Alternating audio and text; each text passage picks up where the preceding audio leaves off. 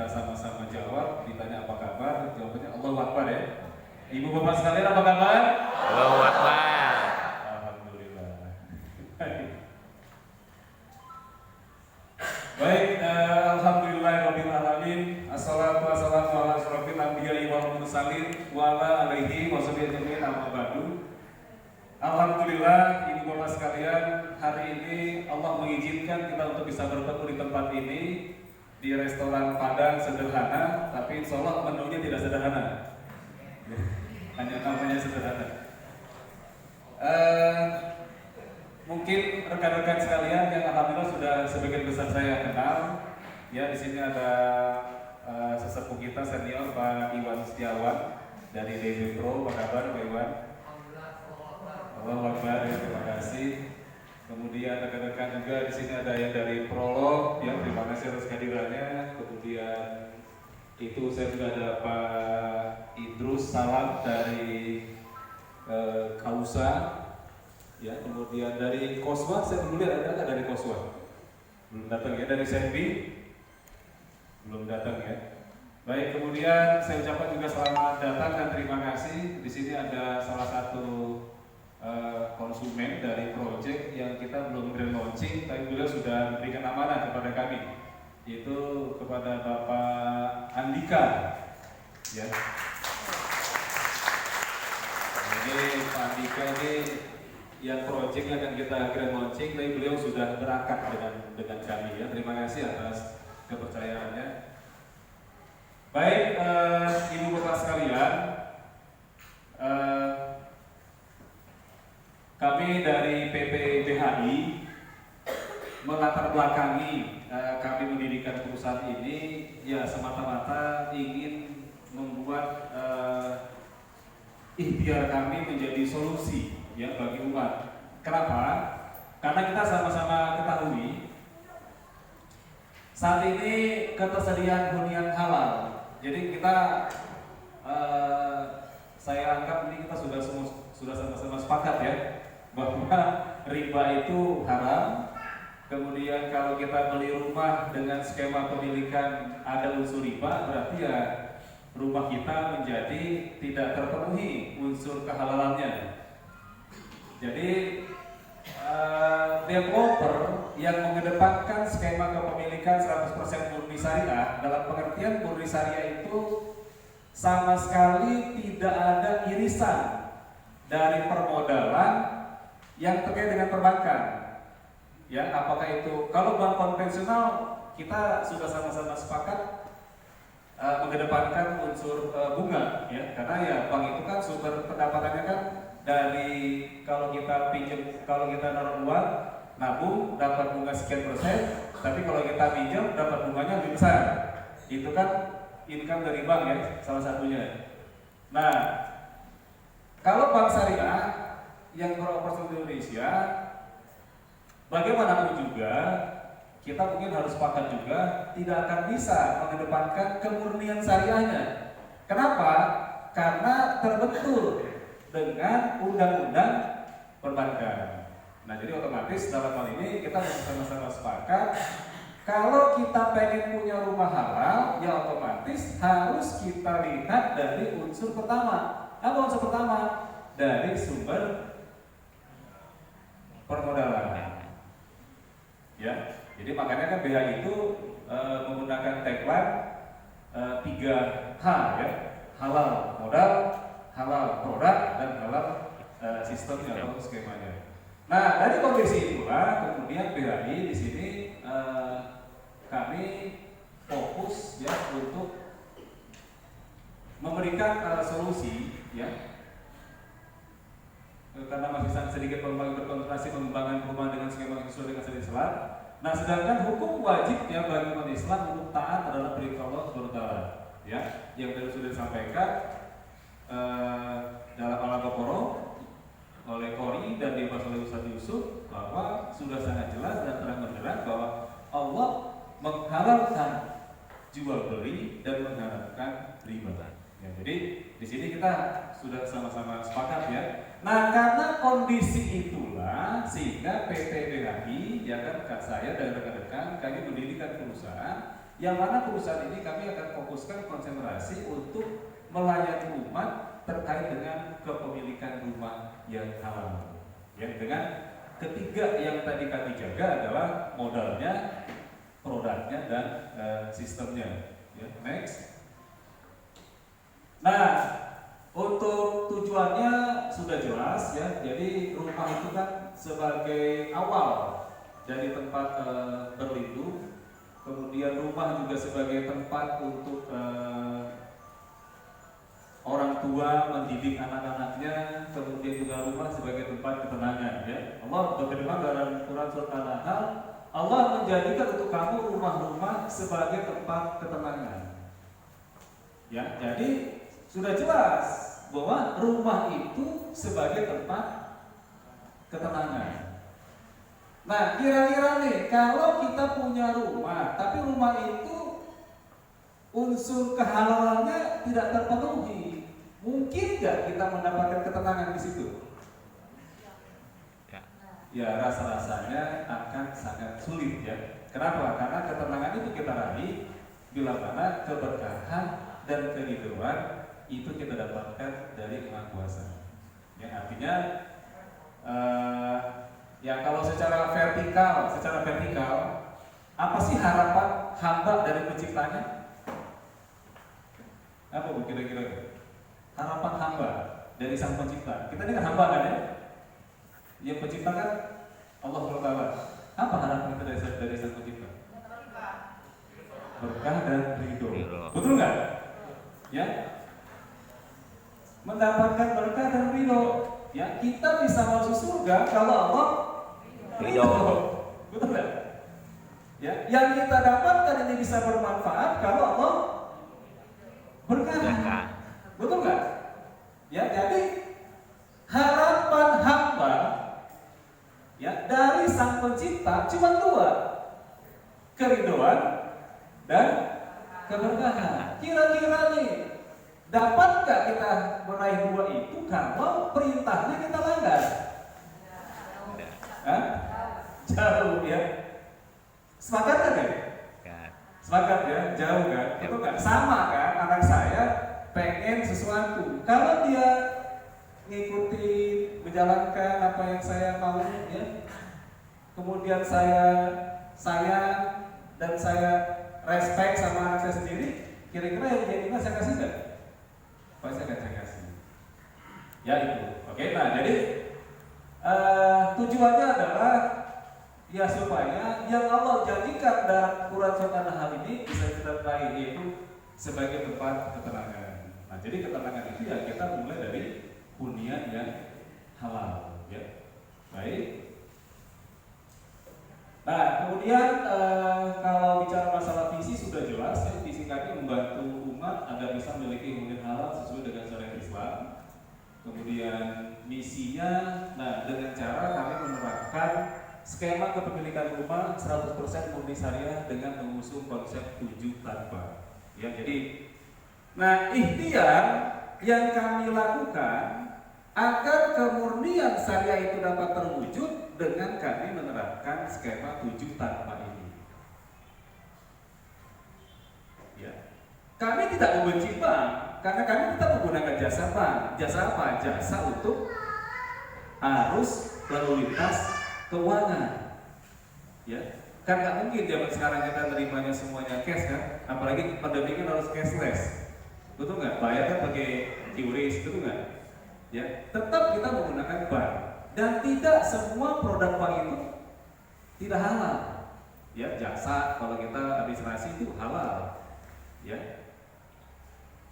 Nah, tapi kalau terkait dengan masalah pembiayaan, nah disitulah riba berjalan. Gitu. Ya, nah jadi karena kita menjaga kemurnian syariah ini, nah sehingga otomatis kami tidak bisa menggunakan perbankan. Ya, kalau kepengennya developer itu Pak, begitu jualan, pengen nggak langsung dapat uang full Pak? Pengen kan? Kalau developer konvensional Pak, Bapak konsumen beli kredit, developer dapatnya cash atau di kredit Pak? Cash kalau dapat cash. Nah kira-kira kalau developer pengusaha senang nggak dapat uang cash Pak? Senang karena bisa membangun lagi. Bisa bangun lagi kan. Tapi kenapa kok kami nggak pakai bank? Karena ada unsur ribanya itu. Ada unsur ribanya. Ya, jadi kalau dari sisi bisnis, dari sisi ekonomi, dari sisi cash flow, dari sisi kacamata sebagai seorang pengusaha, bank itu adalah partner.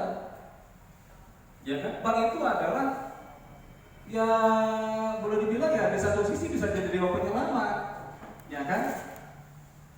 Kenapa? Karena dari sisi pengusaha bagaimana caranya perputaran uangnya bisa cepat. Ya, dia bisa dapat uang besar di awal, ya kan, supaya dapat untung besar di awal, ya. Nah, karena negara kita tatanan negaranya bukan negara Islam, ya, menggunakan sistem presidensial, ya kan, demokrasi, kemudian di situ sistem ekonomi kapitalis, ya, menggunakan skema perbankan, ya. Jadi kan kalau bank itu kan pertama kali itu kan didirikan untuk membantu, ya kan, awalnya kan, ya. Tetapi sebetulnya bank itu adalah memutarkan dana pihak ketiga, ya, dana pihak ketiga kemudian digelontorkan kepada ya anak-anak usaha bank itu lagi, ya. Jadi makanya nggak salah kalau yang kaya semakin kaya, ya kan. Saya buka bank nih, betul nggak? Gimana caranya saya bisa mendapatkan trust dari masyarakat kalau uang ke saya, betul nggak? Kemudian saya kasih bunga dan saya gelontorkan uang ini kepada yang butuh, ya kan? Yang butuh saya seleksi lagi dan saya juga punya usaha sendiri, otomatis saya juga menggunakan dana ini, ya. Jadi perputarannya kan terus seperti itu, itulah ekonomi kapitalis seperti itu, oke? Nah, jadi di sini tanpa bank dengan dasar yang disampaikan, kemudian tanpa riba, tanpa denda. Jadi tanpa denda itu bila mana nanti terjadi keterlambatan pembayaran, ya tidak dikenakan denda. Ya hanya saja ada batas waktu sesuai dengan aturan yang kita terapkan nanti di akad, ya, dalam bentuk surat peringatan SP1, 2, 3. Dan akhirnya nanti bila mana ternyata ibu bapak membeli unit kepada kami dan Allah belum mampukan untuk mengajukan alias mangkrak, rumah tidak disita, ya, rumah tetap ditempati. Kenapa rumah tetap ditempati? Karena akadnya adalah akad jual beli. Kalau akad jual beli itu setelah berakad serah terima bangunan, kepemilikan itu sudah berganti dari developer kepada konsumen. Ya, makanya pada saat nanti rumah selesai dibangun, diserah terimakan, kemudian sertifikatnya selesai, setelah selesai displicing, sekalipun rumah itu nanti belum lunas, sertifikatnya akan kami serahkan. Pak, nanti gimana kalau ternyata ini belum lunas, sertifikatnya nggak dijaminkan, kemudian diserahkan? Nanti kalau ternyata dijual, bila mana dijual, berarti konsumen tersebut sudah berkhianat kepada kami, sudah ingkar janji, urusannya kami serahkan kepada Allah. Ya, artinya resiko-resiko seperti itu sudah kami perhitungkan. Bahkan saat ini kami sedang berdoa semoga kami dimampukan Allah untuk mengikhlaskan bila mana ada yang mangkrak.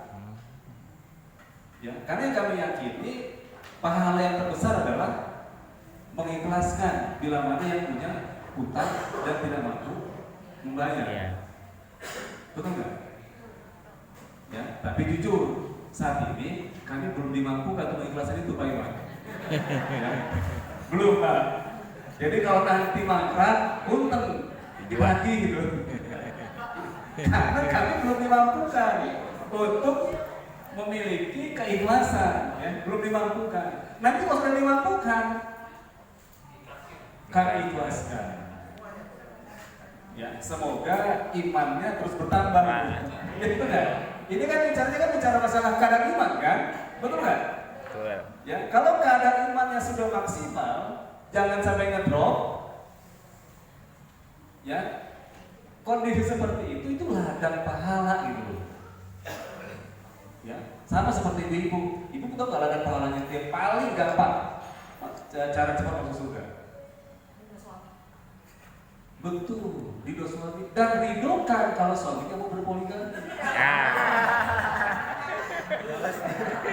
Ya, eta. Betul tak? Ya, ini saya belum tahu nih Pak Iwan ya dalil ini benar apa enggak. Tapi saya pernah selewat selentingan ya kan katanya istri itu gampang masuk surga. Cuman satu, ya kan hanya mengharapkan ridho suami. Apalagi kalau meridhoi suaminya Poligami. menikah lagi gitu. Setuju. Tapi menjadi suami jangan salah, harus adil. Nah adil itu kan mulai dari hati, pikiran dan hidup materi, betul nggak? Ya kan, jangan sampai nanti kuku bima, tuh nggak kuku bima lu? Kurang kuat, bini marah. Kan mesti sama nih pelayanannya, betul nggak? Ya, ya pun tadi itu just joke ya Pak Iwan. Ya, nah nanti gimana Pak kalau saya ternyata mangkrak? Kalau mangkrak, ayo sama-sama kita jual. Ya, kita jual bersama. Selama proses penjualan itu rumah tetap di tempat. Berapa tahun Pak nggak ada batas waktu? Kalau ternyata konsumen ini mempermainkan, kembali lagi urusannya kepada Allah. Karena ingat, akad itu dua pihak, ya secara hukumnya. Siapa pihaknya? Penjual dan pembeli. Tapi ada pihak ketiga, yaitu Allah. Selama dua pihak ini tidak saling berkhianat, selama dua pihak ini sama-sama amanah, Allah terus akan membersamai akad tersebut. Bila mana satu pihak sudah berkhianat, ya ingkar dari akad sehingga Allah keluar dari akad tersebut. Nah, kalau Allah sudah keluar, berarti keberkahan dan keriduan tidak akan mungkin kita raih. Ya, jadi kalau kami sebagai developer, insya Allah akan amanah, akan sesuai dengan komitmen di akad. Ya, gitu. Baik, jadi, nah kemudian tanpa akad batil itu adalah tanpa adanya pihak ketiga. Ya, karena dalam rukun akad kan akad disebutkan memenuhi tiga poin. Yang pertama yang berangkat cuma dua pihak, yang kedua adanya ijab qabul, yang ketiga adanya barang yang ditransaksikan dan dengan keikhlasan. Ya, kemudian tanpa asuransi, ya asuransi kita adalah Allah. Ya, jadi bila mana nanti ternyata tidak bisa bayar atau kondisi force majeure atau nanti karena takdir meninggal segala macam, yaitu semuanya kita serahkan sesuai nanti dengan kesanggupan daripada ahli warisnya. Ya, kemudian tanpa BCI, ya, otomatis karena tanpa bank otomatis tidak mengikuti aturan perbankan, otomatis tanpa BI CEKI. Ya, jadi kalau yang punya masalah dengan pinjol, kan yang paling banyak kan kena sangkutan dengan pinjol ya. Iya. Aku laku ya kan, dana. Ya kan. Mau beli apapun sekarang semuanya kan sangat ketat. Ya. Nah, kabar baiknya kalau beli properti dengan skema syariah tidak menggunakan BCT, ya. Cukup apa? Cukup niat mau bayar. Ya, cukup niat mau bayar. Ya, tapi niat aja mesti dilengkapi Pak Iwan dengan dari mana penghasilannya Pak Iwan. Betul. Ya, kenapa kalian minta itu kan salah satu ikhtiar dari developer, betul nggak? Kita kan mesti diskusi ikhtiar. Ya, tawakal harus, tapi harus ikhtiar dulu. Ya, ikhtiar kami adalah menseleksi. Ya, siapa yang memang layak diberikan ataupun yang tidak. Ya, baik. Nah ini adalah cara kami untuk bisa mendapatkan unsur-unsur kehawalan tadi. Ya, nah ini profil perusahaan. Ya, perusahaan kami sudah legal, ya, artinya perizinan semua sudah lengkap. Dan secara hukum positif tetap kami jalankan dan kami taat, tunduk dan patuh terhadap ketentuan undang-undang ini terkait dengan aturan dari perusahaan. Perizinan semua segala macam tetap kami penuhi. Next. Baik, nah ini adalah portofolio project yang sudah berhasil kami kembangkan, yaitu The Green Savana yang di Cangkring Jelekong. Dari 19 unit, alhamdulillah saat ini masih tersisa 2 lagi Pak Iwan. Ya, tolong bantu dihabiskan Pak Iwan. Tinggal 2 lagi. Ini unit yang sudah dibangun ya. Tipe 60, kemudian yang di sebelahnya tipe 50. Ya, nanti akan jadinya seperti ini ya untuk rumahnya. Saat ini kami sedang membangun juga. Ini side plan-nya. Nah ini update progres pembangunan untuk unit C1 dan C2 ya. Jadi kami terus membangun. Kalau saat ini kondisi ini sudah 45%. Nah ini unit yang sudah terbangun tampak mukanya ya. Nah untuk proyek The Green Savana ini sudah ada yang menghuni. Ya, ini lokasinya di Jelekong. Kalau dari sini kurang lebih sekitar 12 km dari sini ya. Baik. Nah itu adalah proyek yang sudah kami berhasil kembangkan. Nah, dengan mengucap bismillahirrahmanirrahim, hari ini kami launching proyek yang pertama adalah The Sultan Arjasari. Ya. Ini yang kami launching ya, bisa terima.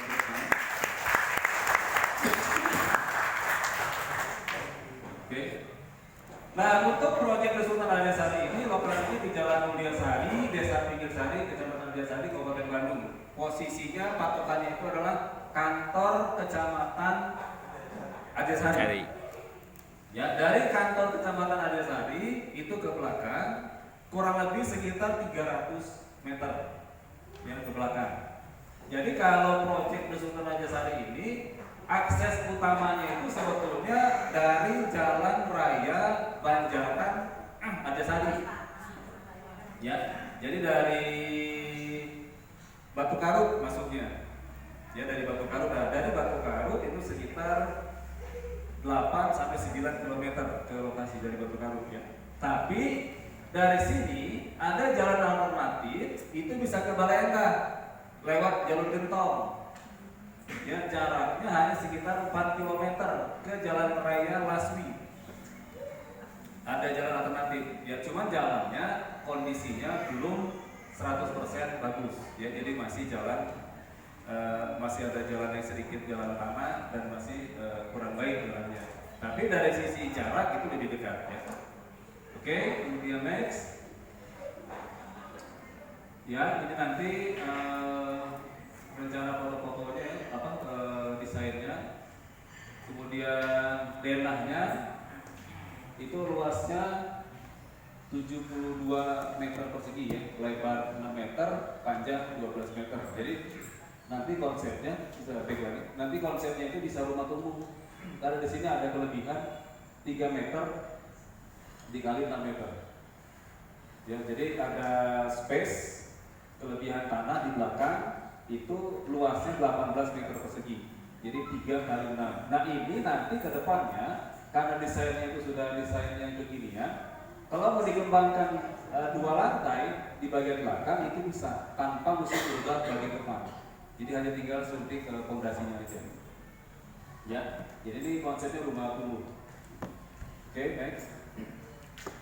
Nah ini side plan-nya. Nah saat ini sudah terjual itu 3 unit. Jadi dari 13 saat ini sisa 10 unit lagi. Ya, B1, A01, 02 dan 09. Ya, jadi tersisa hanya tinggal 10 unit lagi tersisanya. Kemudian next. Nah ini progres pembangunan yang 2 unit ya. Jadi proyek ini baru kita grand launching, tapi ini sudah ada pembangunan. Ya, sudah ada pembangunan. Ini yang A02 dan alhamdulillah baru saya lihat pemiliknya ada di sini. Konsumen A02. Ya, kita kasih tepuk tangan untuk Ibu Imas.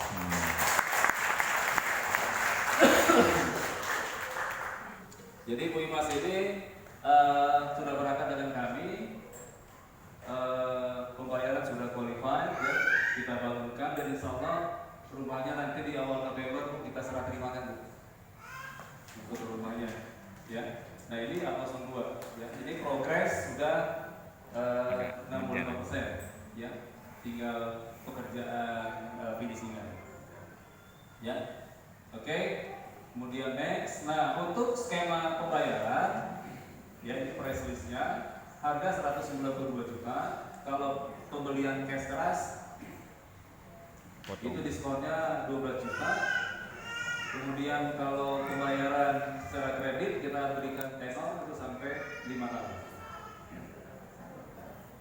Ya per bulannya 2.266.000, ya 2,2 juta. Angsuran per bulan, tenor selama 5 tahun. Ya, DP-nya 99 juta DP. Ya, kenapa? Untuk itu bisa. Bisa. Ya. Jadi DP 99 juta, cicilan selama 5 tahun itu 2,2. Nah kemudian pasti beres ya, nanti tanpa bunga, ya masih bebas. Nah untuk reminder kita semua, ya karena ada plesetan Pak, katanya kalau saya itu satu harga, yang namanya satu harga cash, kredit harganya sama. Pernah dengar itu kan? Ya. Kira-kira secara logik masuk akal nggak Pak? Kalau saya beli cash, saya beli nyicil harga sama. Ini Pak, kalau menurut keuntungan kredit, karena kan belinya masa depan. Jadi harganya biasanya untuk kredit itu lebih mahal. Harganya beda. Harga sekarang sama harga kredit beda. Ya, jadi ini saya luruskan ya. Jadi syariah satu harga betul. Tapi satu harganya itu adalah harga yang diakadkan. Iya, hari ini. Ya, harga yang diakadkan. Maksudnya, kalau kita sudah bersepakat harganya 10 juta, dari detik ini kita berakad sampai selesai akad, harga tidak berubah. Itu namanya satu harga. Nah, gimana dengan tenor antara pembelian cash keras, cash bertahap dan kredit? Otomatis harga berbeda. Nah, itu namanya adalah penawaran. Ya, apa penawarannya? Kalau Bapak beli cash keras harga 180 Pak ya. Kalau Bapak beli cash yang bertahap, cicil selama 1 tahun, harganya 192 Pak ya. Tapi kalau Bapak nyicilnya selama 5 tahun, harganya 235. Ya? Ada lebihnya. Kenapa kok ada lebih? Ya, nah lebihnya ini adalah dalam bahasa ekonomi namanya inflasi, Pak. Contoh begini aja, Bu. Gehu, tahu gehu ya? Bala-bala, Combro, Cireng, tahu? 5 tahun yang lalu harganya berapa?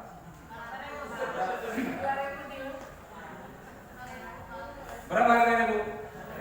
500. Sekarang gehu berapa? 5.000 tilu, 5.004, 5.000 tilu. Berapa harganya gehu sekarang? 1.000 minimal, 1.000 paling murah 1.000. Kita ambil average ya, Bandung Raya 1.000, betul nggak? Tapi ada juga sekarang 1.000, 250, 5.004, ya kan? Betul nggak? Kalau nggak usah jauh-jauh, Ibu tahu nggak gehu pionir, gehu pedas, tahu nggak apa nama tokonya? Hot Jeletot. Hot Jeletot pertama kali launching harganya berapa?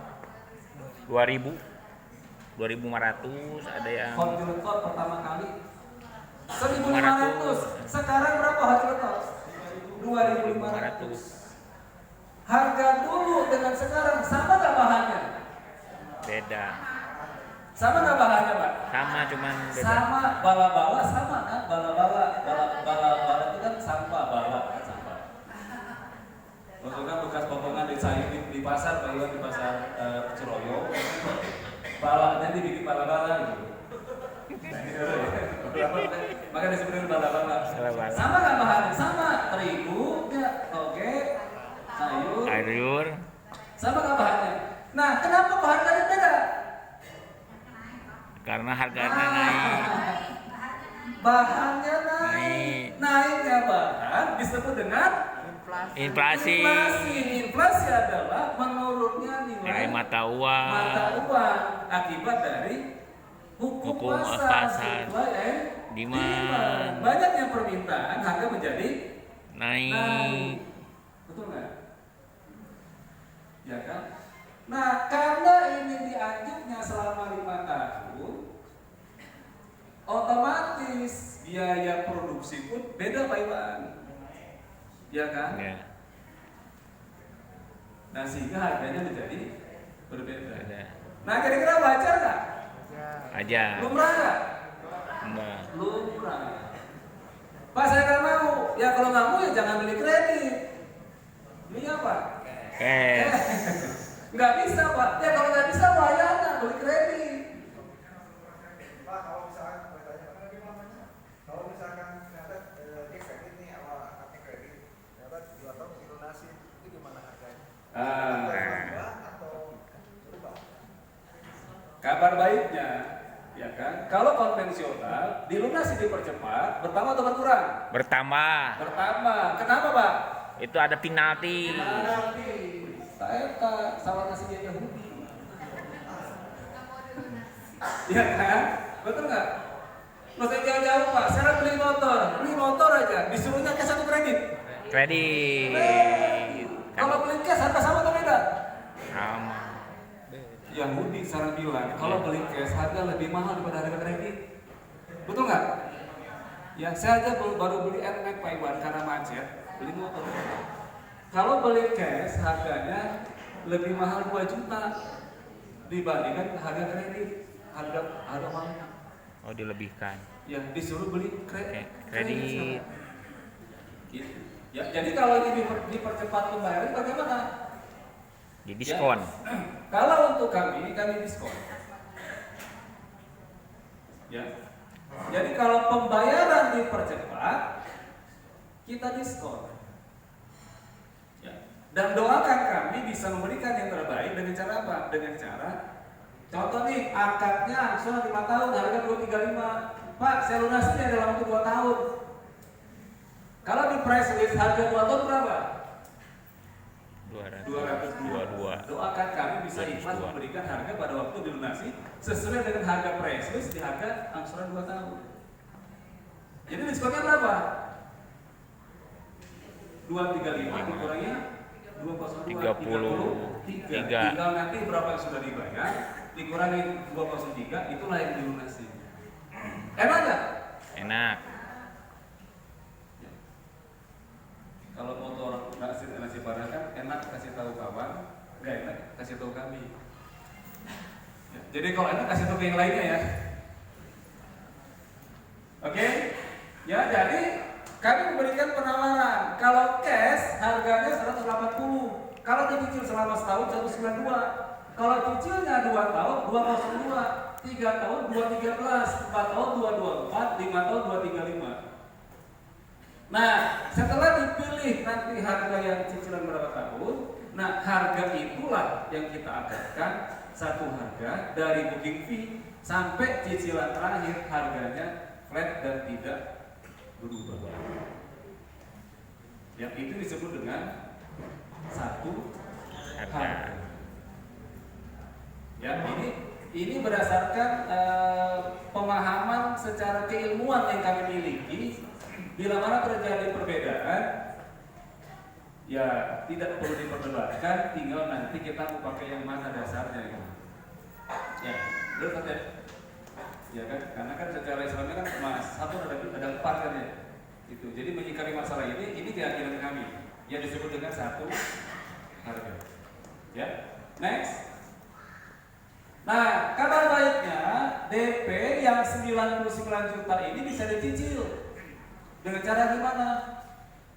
Pada saat akad bayar 28 juta. Ya, kalau booking kan sudah pada waktu mau beli kan booking dulu dong. Booking fee. Itu nggak booking 2 juta. Jadi booking sama DP akad total jadi 30. Nah, 99 dikurang 30, sisanya 69 mangga bisa dicicil selama sampai maksimal 18 kali. Ya. Sampai maksimal 18 kali. Oke. Ya, next. Nah, khusus untuk acara grand launching, kita kasih skema khusus ya. Khusus hari ini ya. Bagi yang booking fee hari ini, dari DP yang tadi DP akan 30 juta, bisa dicicil 3 kali sampai Desember. Jadi 10 jutaan. Ya, jadi 30 jutanya itu dicicil sampai Desember. Jadi Oktober 10, November 10, Desember 30. Oke. Nah, setelah masuk 30, nanti kita baru berangkat. Oke. Nah, sisa yang 69-nya mangga bisa dicicil selama 36 kali. Ya, 69 juta dibagi 36 berapa, Bu? 3 juta. Berapa? 2 juta lebih, 2 juta. 69 juta dibagi 36. 2 juta. 1.916.000. Ya. Nah, khusus untuk booking fee yang booking hari ini, ya booking fee 2 juta, sisa 28 jutanya itu bisa dicicil sampai Desember. Ya, Oktober, November, Desember. Oke. Nah, setelah terpenuhi 30 juta, nanti kita baru berangkat. Nah, yang sisa 69 jutanya bisa dicicil selama 36 kali. Ya, per bulannya 1.916.000. Oke ya. Ini untuk yang klaster Sultan Adrenalin. Oke. Jadi nanti bagi yang berminat akan booking bisa menghubungi ke pendaftaran di depan. Ya, booking fee 2 juta. Nah, sisa yang 28 jutanya bisa dicicil selama 3 bulan ya, Oktober, November, Desember. Nah, yang sisa 69 jutanya bisa dicicil selama 36 kali.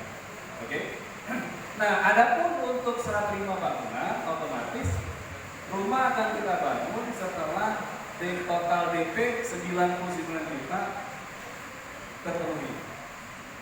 Ya, setelah total DP 99 juta terpenuhi, nanti pembangunan kita mulai serah terimanya maksimal 6 bulan setelah DP full 99 juta.